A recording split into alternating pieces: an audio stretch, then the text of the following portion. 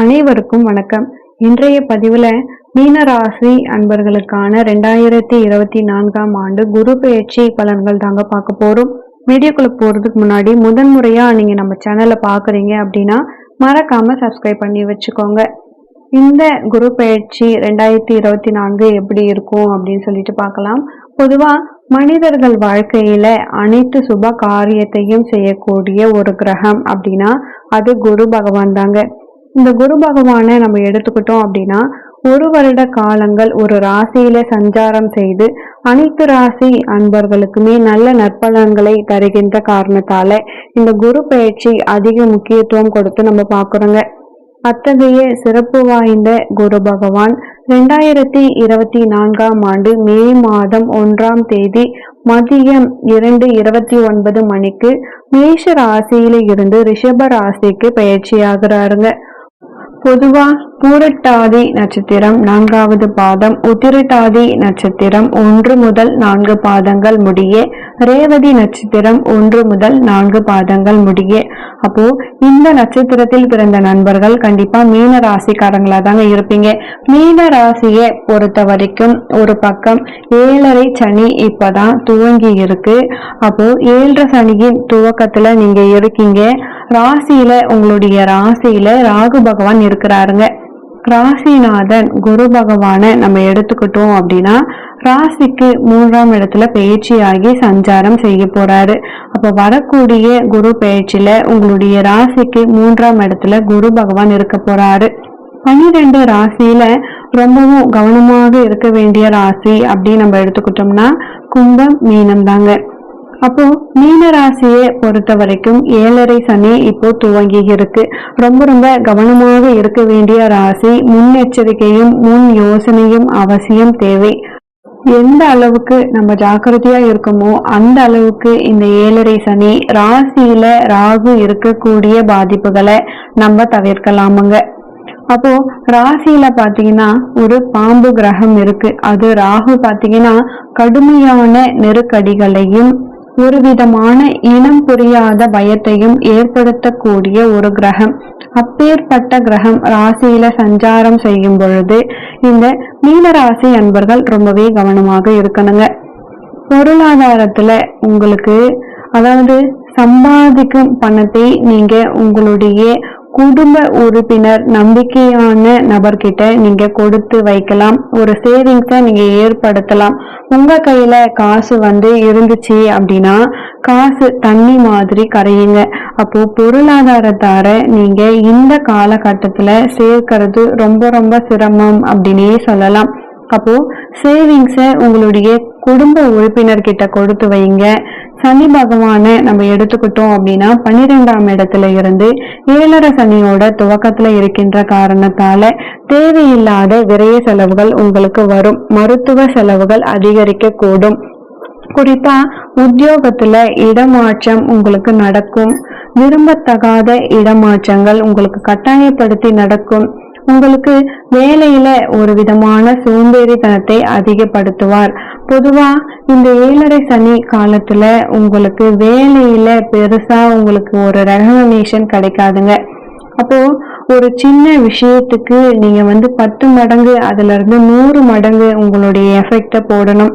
இந்த சனி பகவான் உழைப்பை அதிகமாக உறிஞ்சுவார், ஊதியத்தை குறைவாகவே தருவாருங்க. அப்போ இந்த நெருக்கடியான காலகட்டத்துல நீங்க எப்படியாச்சும் கடந்து செல்லணும் அப்படின்றத ஞாபகம் வச்சுக்கோங்க. அதற்கு மீனராசி அன்பர்கள் என்ன செய்யணும் அப்படின்னு சொல்லிட்டு இந்த பதிவுல நம்ம பார்க்கலாம். உங்களுடைய ராசிநாதன் குரு பகவான் 3ஆம் இடத்துல சஞ்சாரம் செய்ய போறாருங்க இந்த மே மாசத்துல. பொதுவா ராசிநாதன் 3ஆம் இடத்துல இருக்கும் பொழுது உங்களுடைய முயற்சிக்கு இந்த குரு பகவான் நிச்சயமாக சப்போர்ட் பண்ணுவாரு. என்ன இருந்தாலும் உங்களுடைய தன்னம்பிக்கையை தளர விட மாட்டீங்க.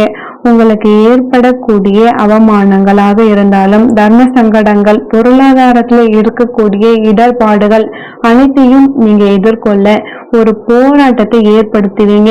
இந்த ராசிநாதன் குரு பகவான் மிக அற்புதமான நிலையில இருக்கின்ற காரணத்தால பிரச்சனைகளை நீங்க சர்வ சாதாரணமாக சமாளிக்கலாம்.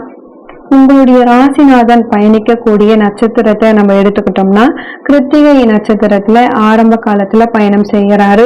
கிருத்திகை நட்சத்திரம் சூரியனுடைய நட்சத்திரம். உங்களுடைய ராசிநாதன் ஆகிய குரு பகவானுடைய நட்பு நட்சத்திரமாக இந்த சூரியனோட நட்சத்திரம் இருக்கின்ற காரணத்தால சில நன்மைகளை நீங்க எதிர்பார்க்கலாம். மறைவு ஸ்தானம் 6ஆம் இடம் அப்படின்னு சொல்லிட்டு நீங்க பயப்பட வேணாம். 6ஆம் இடம் உத்தியோகத்தையும் குறிக்கும். அப்போ உத்தியோகத்துல உங்களுக்கு பெரிய இடர்பாடுகள் இல்லை, வேலையில எந்த ஒரு பிரச்சனையுமே இல்லை.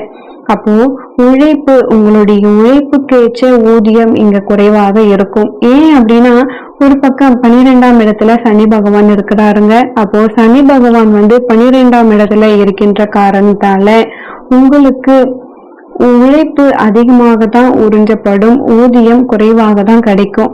இப்போ மேலும் இந்த காலகட்டத்துல நீங்க ஒரு சின்ன விஷயத்துக்கு கூட தயவு செஞ்சு போய் பேசவே வேணாமுங்க. ஏதோ ஒரு சின்ன விஷயத்துக்காக நீங்க ஒரு சின்ன பொய் சொல்லிருப்பீங்க, ஆனா அதனால ஏற்படக்கூடிய விளைவுகள் ரொம்ப பெரியதாக இருக்கும். அதுதான் இந்த 7.5 சனியோட இடர்பாடு. உடல் நலத்தை எடுத்துக்கிட்டோம்னா உடம்புல ஸ்கின் அலர்ஜி சிலருக்கு அதிகமாக இருக்கும். ஏதோ ஒரு ஸ்கின் அலர்ஜி வருது, இம்மிடியேட்டா டாக்டரை போய் பார்த்து அதை உடனடியா சரி செஞ்சிருங்க. நுரையீரல் சம்பந்தப்பட்ட பிரச்சனைகள் ஒரு சிலருக்கு வரலாம். செரிமானம் சம்பந்தப்பட்ட பிரச்சனைகள் சிலருக்கு வரலாம்.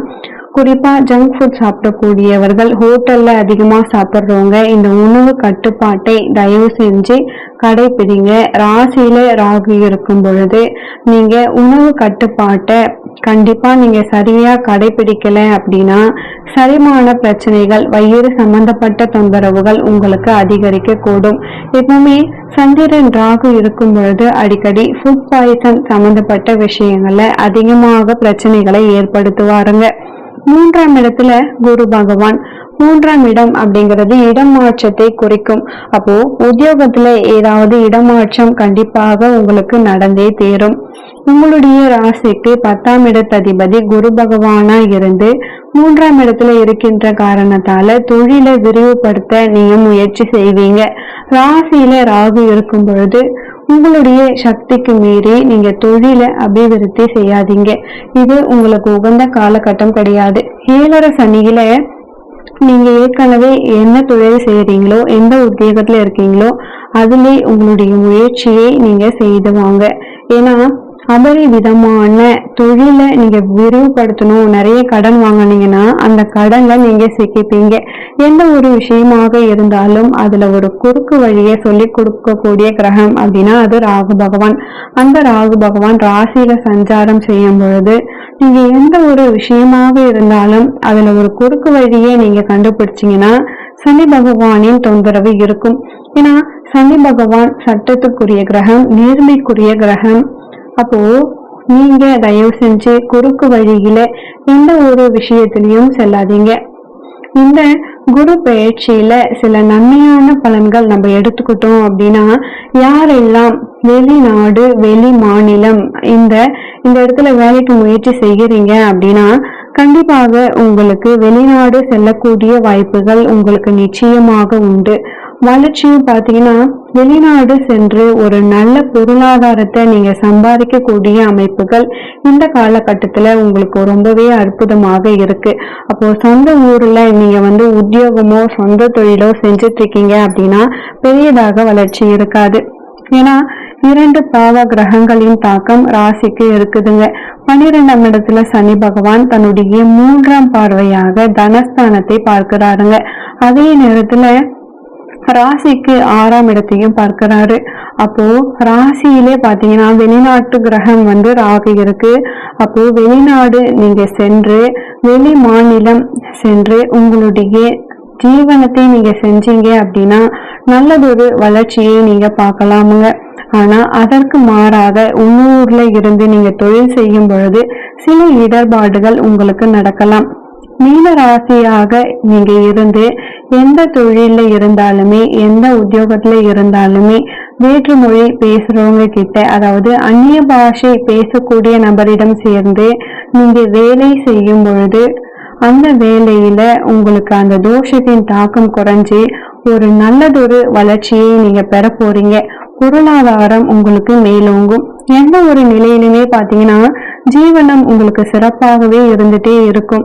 ஏன்னா லாபஸ்தானத்தை குரு பகவான் பார்வை செய்யறாருங்க. எந்த பாவத்தை குரு பகவான் பார்க்கிறாரோ அந்த இடம் சிறப்பாக வளர்ச்சி அடையவே செய்யும். ஆனா இன்னொரு பிரச்சனை என்ன அப்படின்னு பார்த்தோம்னா, இந்த நெருக்கடியான காலகட்டத்துல ராசியில ராகு இருக்கும் பொழுது பணத்தை பெருசா சேர்க்கவே விட மாட்டாரு. என்னதான் நம்ம ஒரு பக்கம் மாடா உழைக்கிறோம், கையில காசு தங்கல அப்படிங்கிற ஒரு நிலைப்பாடு உங்களுக்கு இருந்துகிட்டே இருக்கும். அதனால இந்த மீனராசிக்காரர்கள் கவனமாக முன் யோசனையோடு இருக்க வேண்டும். உங்களுடைய ராசிக்கு 9ஆம் இடத்தை குரு பகவான் பார்வை செய்யறாருங்க. அப்போ இந்த இடம் 9வது இடம் விருத்தியாகணும். 9வது இடம் நீண்ட தூர பயணம்.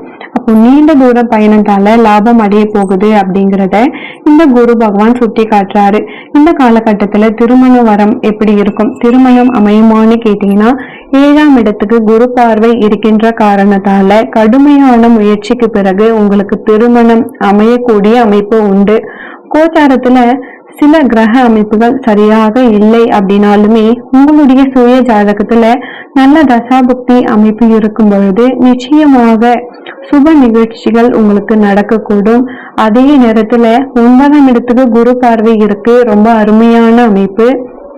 அப்போ இந்த 7.5 சனி ராசியில ராகு இருக்கும் பொழுது உங்களுக்கு நல்ல உக்கிரமான காளி தேவதை வழிபாடு உங்களுக்கு இந்த கடுமையான நேரத்துல நிச்சயமாக துணை புரியும். அதனால 7.5 சனிக்கும் பாத்தீங்கன்னா சனிக்கிழமை அன்று நீங்க சனீஸ்வரை பகவானுக்கு 7 தீபம் இட்டு விநாயகரையும் சேர்த்து வழிபட்டு வாங்க. இந்த நெருக்கடியான காலகட்டத்தை நீங்க எளிமையாக கடந்து விடலாம் அப்படின்னே சொல்லலாம். மற்றபடி கிரக நிலைகள் பொறுத்த வரைக்கும் உங்களுக்கு எல்லாமே சாதகமா தான் இருக்கு. மேலும் இந்த ஆண்டு உங்கள் வாழ்க்கையில் நீங்கள் சீரும் சிறப்புமாக இருக்க நானும் இறைவனை பிரார்த்திக்கிறேன். நன்றி.